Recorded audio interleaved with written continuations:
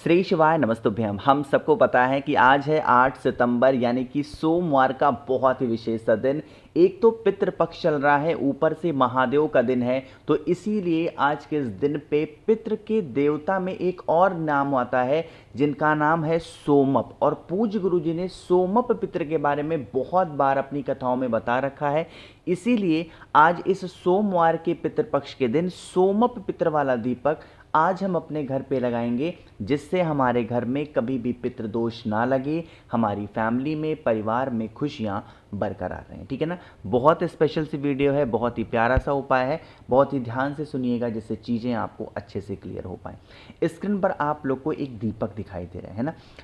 अगर आप लोगों ने मेरी वो वाली वीडियो देखी हुई जिसमें मैंने बताया था कि हमें पितृपक्ष में क्या करना चाहिए या क्या नहीं करना चाहिए, उसमें मैंने आपको बहुत विस्तार से बताया था कि जब कभी भी हम अपने पितृ देवता के लिए दीपक लगाएंगे, चाहे वो किसी भी नाम से, चाहे सोम पितृ के नाम से लगाएं, चाहे अर्यमन पितृ के नाम से लगाएं, तो हमें हमेशा कौन सा दिया लगाना चाहिए? घी का दिया। ठीक है ना। इस चीज़ का विशेष ध्यान देना। तो घी डाल दिया। अब हम जब अपने पितरों के लिए दिया लगाते हैं तो कभी भी पितरों के लिए दिया गोल बत्ती का नहीं लगता है। इस चीज़ का विशेष ध्यान देंगे। हमेशा पितरों के लिए दिया कौन सी बत्ती का लगता है? बताओ। लंबी बत्ती का। इस प्रकार से दीपक क्या करना है? आप लोग को लगाना होगा। अब बारी आती है कि भैया इस दीपक को हमें रखना कहाँ पे है। तो अगर आप अपने घर में कहाँ, जहाँ पर भी, जिस भी स्थान पर पीने के लिए पानी रखते हो, वो मटका हो, परिंदा हो, या आपके घर में कहीं पे आरओ लगा हुआ हो, तो उस स्थान पर आपको जाना है। देखो नियम तो क्या है, मैं आपको बताऊं, पूरा नियम समझा दूं पहले।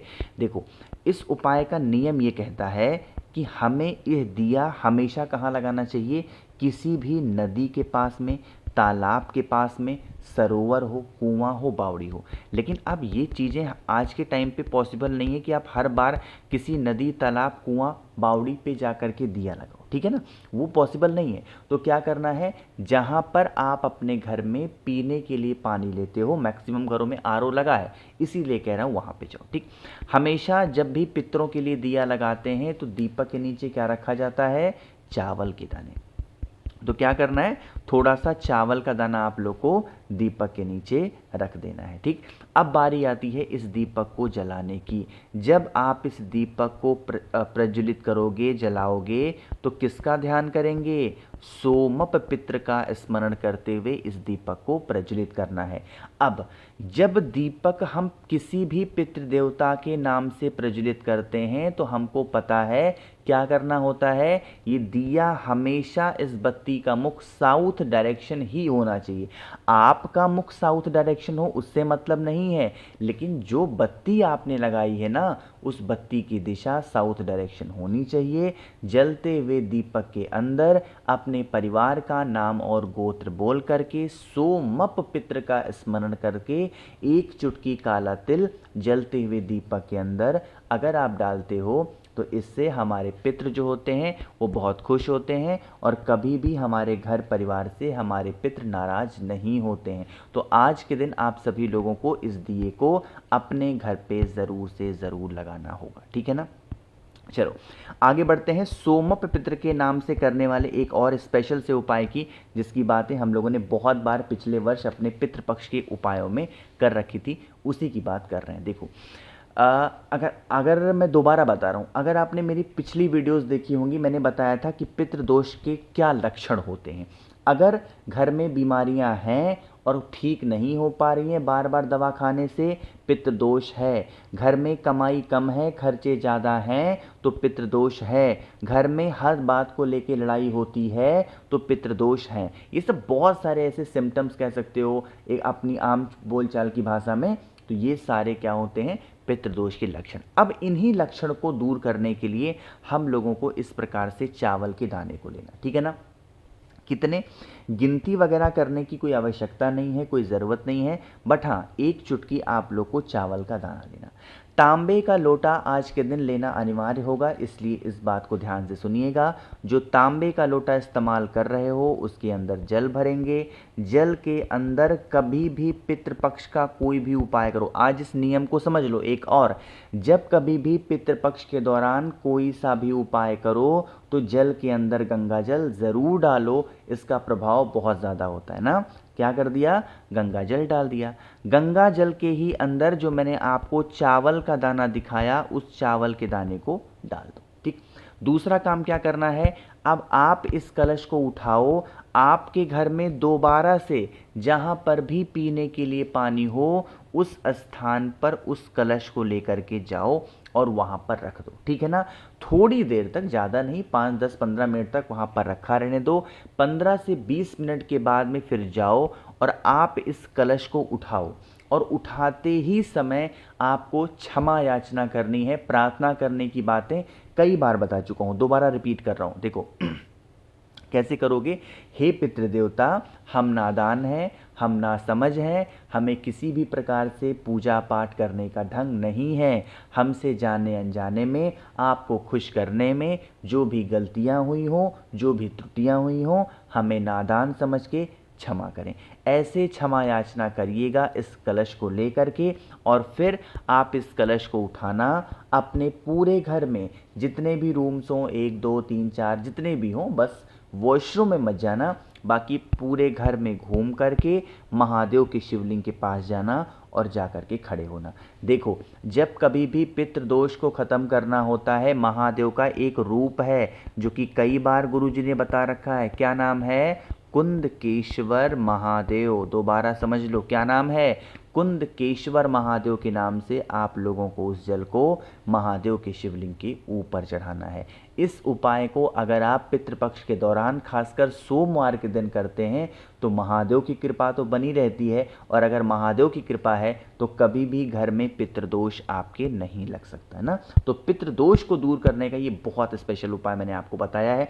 बाकी आपको पता है इस टाइम पे रुद्राक्ष का ऑफर चैनल पे चल रहा है, नंबर नोट कर लो। ऑफर को बार बार रिपीट नहीं करते हैं क्योंकि ऑर्डर बहुत ज़्यादा हो गए हैं, पहले उनको मैं कंप्लीट कर लूँ। लगभग मैं आपको बताऊँ 8,800 ऑर्डर आ चुके हैं पिछले 3 दिनों में, उन्हें मुझे कंप्लीट करना है। देन हम लोग बाकी बातें करेंगे। कुछ भी इंक्वायरी हो इस नंबर पे आप मुझे जल्दी से मैसेज कर सकते हैं व्हाट्सएप पे। ठीक। और हाँ, सारी चीज़ें कैश ऑन डिलीवरी पे उपलब्ध हैं, बिल्कुल परेशान मत हो। अब समझते हैं इस उपाय को। यहाँ पर बेलपत्र दिखाई देता है, तो जैसे क्या होता है आज के टाइम पे इंसान मेहनत करता है, चाहे वो पुरुष हो, चाहे वो स्त्री हो, चाहे वो बच्चे हो ना। और अगर मेहनत करने के बाद भी ना हमें उस मेहनत का फल नहीं मिल पाता ना, बहुत प्रयत्न करते हैं, तो हमें इस उपाय को करना है। एक बेलपत्र ले लो, बहुत ही प्यारी सी सुंदर सी, कहीं से कटी कटी ना हो।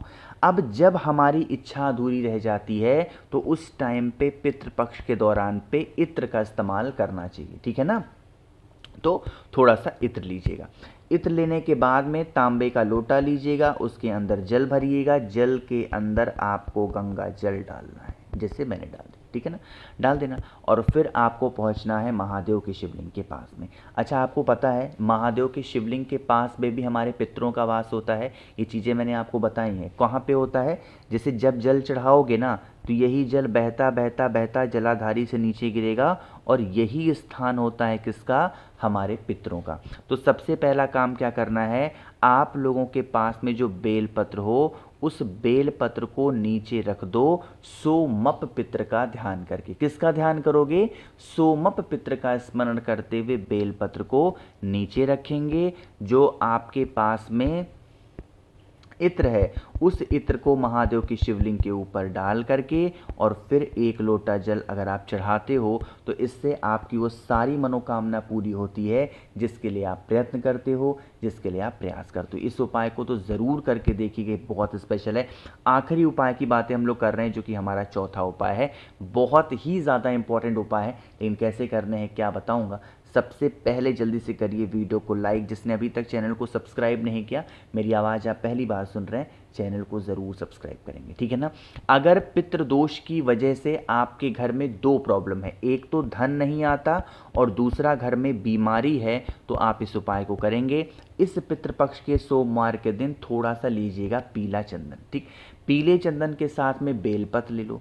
बेलपत्र के नीचे के दोनों छोटे छोटे पत्तों पे, यहाँ पर बड़े पत्ते का नहीं कुछ करना है, नीचे के दोनों छोटे छोटे पत्तों पे सोमप पितर का स्मरण करते हुए पीले चंदन की छोटी छोटी बिंदियां लगा लेना। और फिर जो भी त्रुटियां आपसे हुई हो, जिस भी उपाय के लिए, मतलब जिस भी कष्ट के लिए इस उपाय को कर रहे हो, उस कष्ट का स्मरण करते हुए दोबारा से सोमप पित्र का ध्यान करते हुए अगर उस बेलपत्र को महादेव के शिवलिंग के ऊपर चढ़ा करके और आप एक लोटा जल चढ़ा देते हो, तो इससे आपकी वो सारी प्रॉब्लम सॉल्व जरूर होती हैं। मैंने कोशिश की है आप सभी को सब कुछ विस्तार से बताने की। वीडियो पसंद आई हो लाइक करिएगा, कुछ पूछना है नीचे कमेंट सेक्शन में पूछें, और मेरे जितने भी भाई बहन आवाज़ पहली बार सुन रहे हैं चैनल को ज़रूर सब्सक्राइब करेंगे। श्री शिवाय नमस्तुभ्यम।